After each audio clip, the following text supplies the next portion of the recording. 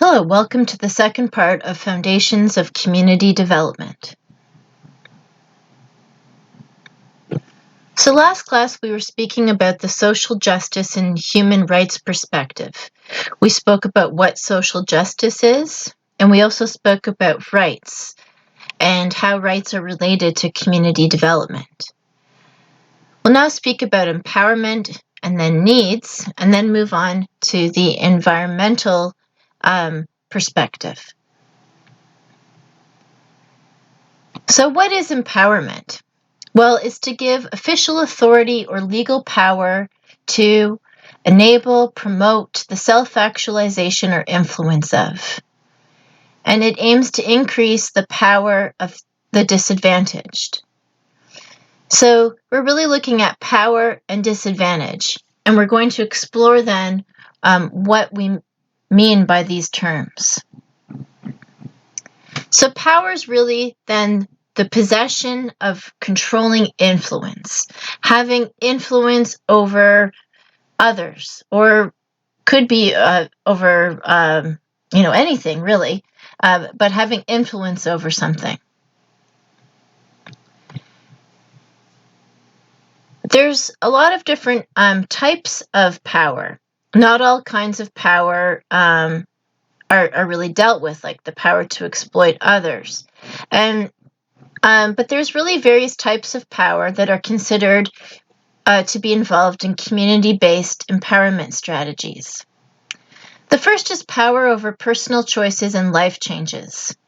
Some people have little power over the course of their own lives, their decisions about their lifestyle, their occupation, their own body, their sexuality, their health. This is especially true of people with disabilities as well. These types of issues are often influenced by structural factors. For example, take the Black teenager who lives in the public housing in Toronto. He plays basketball. Why? Because there's a local court that he can use. It has no net, but he saved up his lunch money so he could buy a basketball. But maybe he would have been a good golfer. But the structures that influence make it so that he can play basketball, not golf. So empowerment strategy seeks to maximize people's effective choices in order to increase their power over decisions involving their personal futures.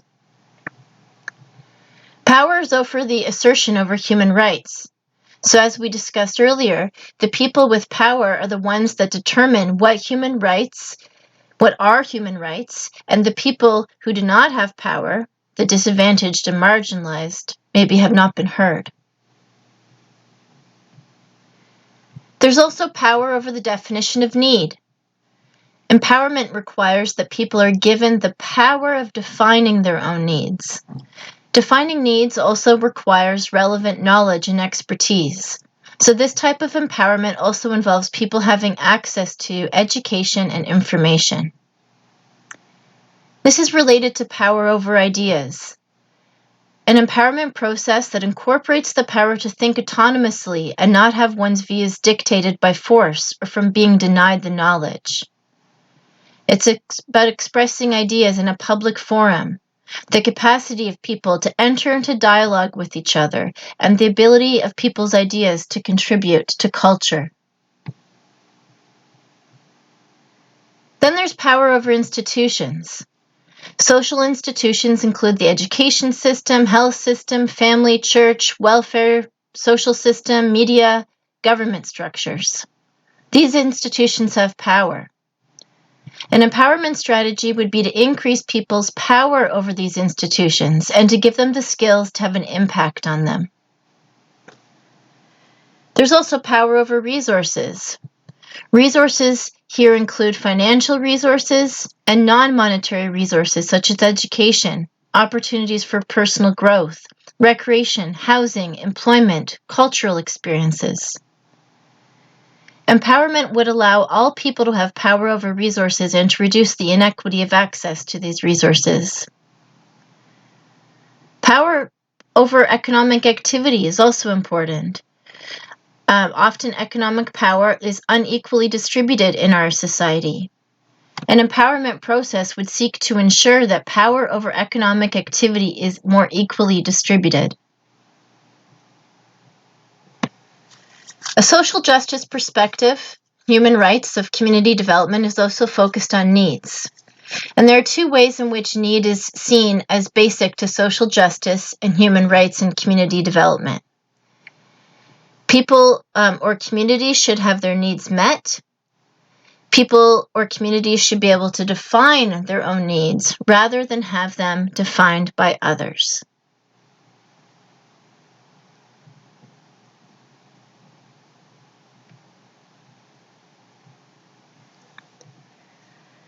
So, that is the social justice and human rights perspective of community development.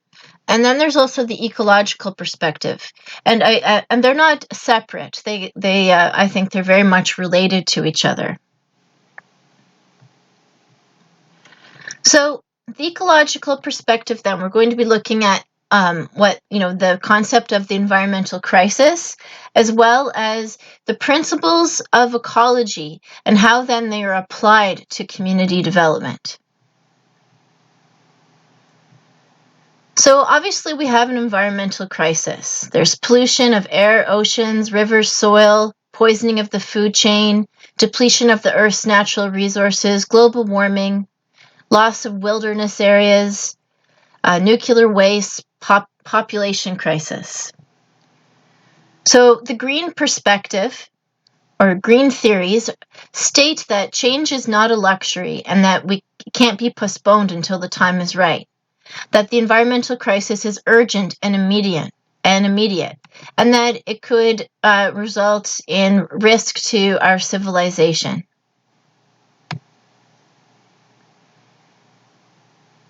There are two really different perspectives on the environment. There's the environmental, and then there's the green. The environmental response then is really looking to seek to solve specific problems by finding distinct solutions. And it's really looking at social, economic, and political order. So it's really looking at very linear solutions. So what's the problem? How do we find a solution to that? Where the green perspective is more ecologically based. It is also called the ecological or shallow ecology view. And here it is viewed that because the view that environmental problems have roots in social, economic, and political problems, that the social sciences are the discipline for dealing with the problem, specifically even looking at recreation and leisure. Community development is therefore directly related to dealing with this environmental crisis.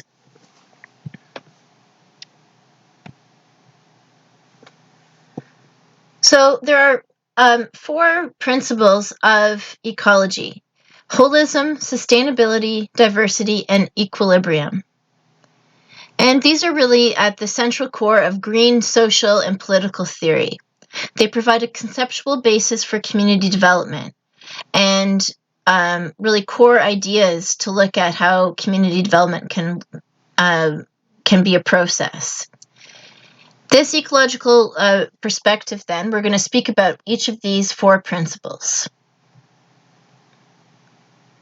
The first is holism. So it's looking at an eco-centered philosophy. It's looking at respect for life and nature, not looking at linear solutions, but looking at dynamic and circular solutions. And it's also focused on organic change, meaning that change should come naturally, it's a process, and it cannot, happen immediately. The second principle is sustainability. So, in order for a system to be sustainable, it means that the system must be able to be maintained in the long term. So it's focused on conservation then. It also is that the resources should be used only at a rate which they can be replenished. So that means that the output to the environment should be limited to a level at which it can be absorbed. So reducing consumption. It's also focused then on no growth approach to economics. So it's really that sustainable development does not mean growth. It is challenging the concept of growth. So it's also then looking at constraints to technological development. So making sure that technology is developed that is socially and environmentally determined. And we know that right now we have a lot of problems with technology and how it has impacted both the environment and social structures, as well. And finally, the focus here on ecology is that it's anti-capitalist, so not looking at caring about the economy, about money is the bottom line. Community development should also focus on diversity, so valuing differences. Also realizing that there's no single answer. Just like there's diversity in people or in the environment, in ecology, there's also diversity in solutions. It's also about decentralization. So that means not having like this one big center that is in charge of everything that then is this big hierarchy that goes down, but allowing there to be local decision making. And it's also about networking and lateral communication. So not top down, but sideways. Talking to people, sideways who are in your peers, in your environment. The last principle is equilibrium. So this is then looking at concepts such as peace and cooperation, looking at rights and responsibilities, and that also an appreciation that life is not always black and white. There's yin yang. You have to think globally as well as locally. And also gender concepts, like gender is fluid. It's not just male and female. And this is also important when we're thinking about community development from an ecological perspective. I took most of this work from Community Development, Community-Based Alternatives in an Age of Globalization. It's a book that typically would be for a graduate level course, but really opened my eyes up to what community development really is. So hopefully you now have a better understanding of the foundations of community development. You can see that in therapeutic recreation, there's obviously a strong link to these foundations in terms of social justice and rights for people with disabilities. For community recreation, this is important because often we'll be working for public recreation or not-for-profits, and you have to think about how social justice, human rights, and the environment need to be at the foundation of all decision-making.